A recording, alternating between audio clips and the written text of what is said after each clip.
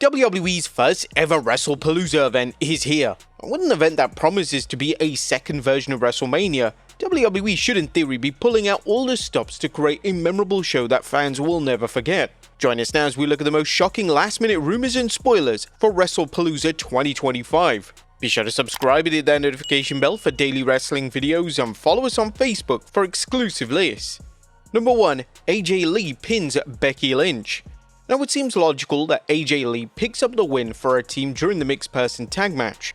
The match will mark AJ's return to in-ring competition, and with AJ Lee being back on a full-time basis, WWE will definitely want to restore credibility and legitimacy. AJ Lee pinning one of the greatest ever in Becky Lynch, who just so happens to be the reigning Women's Intercontinental Champion, would advance the feud between the two and could easily lead to a singles match for the title, potentially even at Crown Jewel next month in Australia.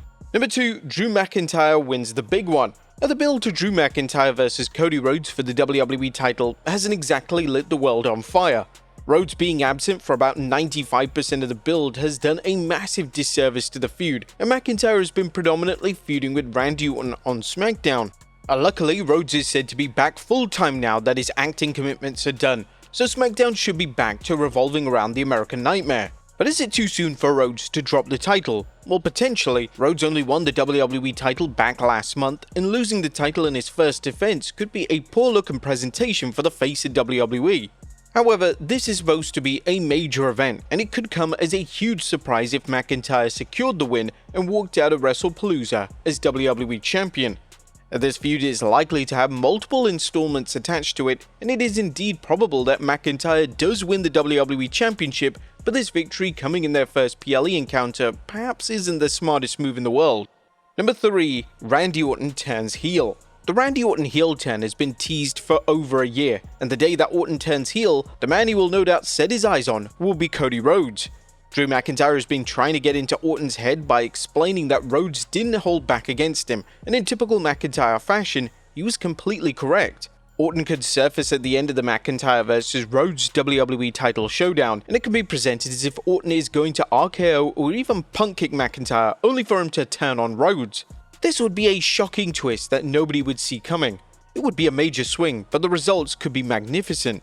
This wouldn't just freshen up Orton's persona, which some have labelled as stale in recent months, it would also freshen up the stagnant SmackDown product. It's a common consensus that SmackDown has been struggling from a creative aspect, but the show now having a heel Orton at the centre could be the spark the show needs to come alive once more. Number 4. WWE go all out. Due to WWE heavily promoting this event and even notable figures in the company stating that the event could be seen at the level of WrestleMania, there's an expectation that WWE will and must go all out, pun intended, with the show. But how exactly do they do that? Well, WrestleMania feels special thanks to the spectacle itself, so WWE should deliver a grand stage with significant pyro. How likely is this? Well, special stages are rare in WWE, but they did deliver one for Clash in Paris, so it's possible that there will be a special stage for each PLE moving forward. Whilst WWE have claimed that Triple H has been working all day and night on this PLE, that remains to be seen, as the build has left a lot to be desired, and as things stand, there isn't even a poster for the show. And while that may be a small thing in the grand picture of things, it is still something that is missing from every single PLE that has been brought out. There just feels like a sense of laziness or WWE being on autopilot for this PLE. They've already secured the deal, so whatever. WWE has a mostly solid card where a lot of these matches could deliver in-ring wise. They also have an endless contact book, so if they want legends to appear on the show, all they have to do is make the call. Number 5. Jey Uso turns to the dark side. And one of the top stories in WWE right now has revolved around main event Jey Uso. Jey has been showing more heel tendencies on TV, and this has been a character shift that Jey has needed for some time. Whilst Jey has been turning into Roman Reigns, as Jimmy labels it, it doesn't appear that this is a full-blown character shift, and it's simply a case of the frustrations of Jey losing the world title coming to the forefront. The Usos will take on the Vision at Wrestlepalooza, and Jey's actions as of late will be the focus of the entire match. A lot of fans are theorizing that Jey will turn on Jimmy, and this may be teased, but it's likely that Jey will realize that Jimmy is the one who's had his back, and the two will pick up the win. It'll be smart for WWE to move the legendary tag team into the Raw tag division, as the tag division is struggling to say the very least, and inserting two credible names would instantly elevate the division. Number 6. Asuka costs IYO. The rivalry over on Raw between IYO SKY, Asuka, Kairi Sane and Rhea Ripley has been one of the most celebrated programs on WWE television. WWE have slowly built up the issues between the women, and Asuka's performance in particular have been a significant highlight of Raw each and every week.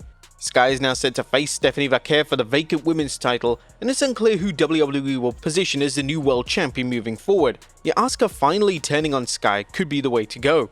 WWE could then book a Kabuki Warriors vs Sky and Ripley match for Crown Jewel in Australia, in a match that could easily be a strong contender to headline the show. Before this big turn to work at WrestlePalooza, it has to be handled correctly, and WWE may wish to have Ripley save Sky from a vicious beatdown at the hands of the Kabuki Warriors. And number 7, who confronts John Cena?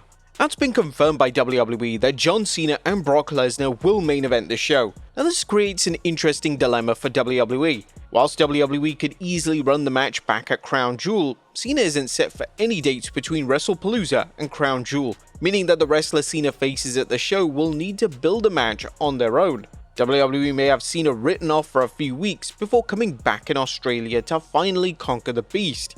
WWE have actively marketed the match as a final encounter between two foes, so it's unlikely that WWE go back on their marketing, especially for a debut event like this.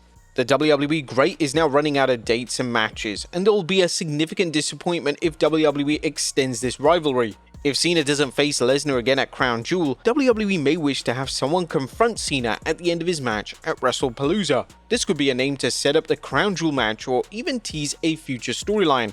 Luckily for WWE, they have a huge number of options for this mystery individual, the first being Drew McIntyre. One of the favourites to wrestle John Cena in his final match ever in WWE is Drew McIntyre.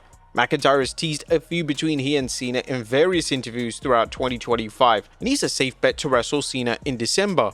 McIntyre making his intentions clear and confronting Cena to close out WrestlePalooza would be a great way to wrap the show. However, with McIntyre in the midst of a feud with WWE Champion Cody Rhodes and December still being a few months away, maybe too soon to physically tease the matchup.